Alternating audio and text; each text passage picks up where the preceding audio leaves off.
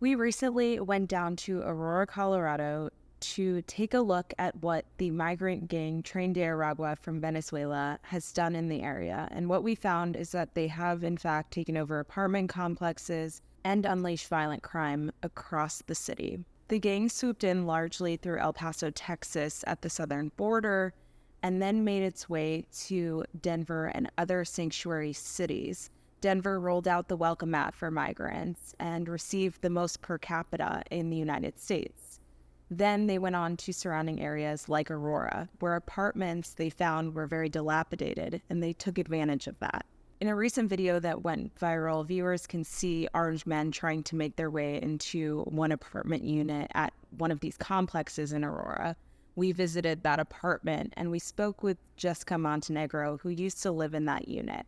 She moved out just a few months before that video was taken, but she said that they had a harrowing encounter before that, she and her family, her 3 kids and husband, where an armed man showed up at their door. They did not answer at the time, but she said that she saw the writing and bullet holes on the wall, and that after 8 years, they packed up their things and left for a new apartment because they knew the gang was taking over.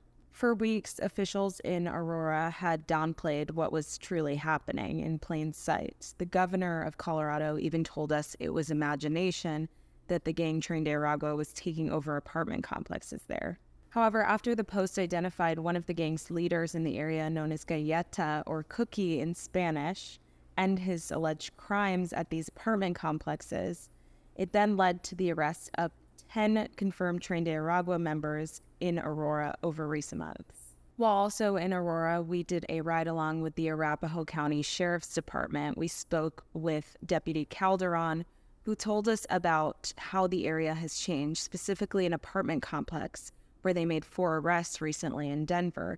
Those individuals were tied to Tren de Aragua. Calderon shared that while those arrests were made recently, he's concerned that migrants who have arrived here, who know about different threats at this apartment complex and others, aren't making calls to law enforcement because back home, there's not as much of trust in that.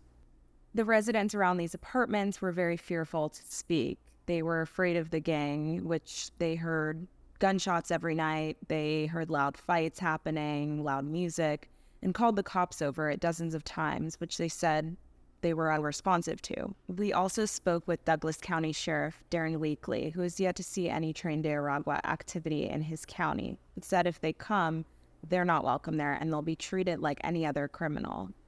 Weekly also expressed concerns with the police response to Tren de Aragua in Aurora, saying that Aurora Police Department has minimized the issue.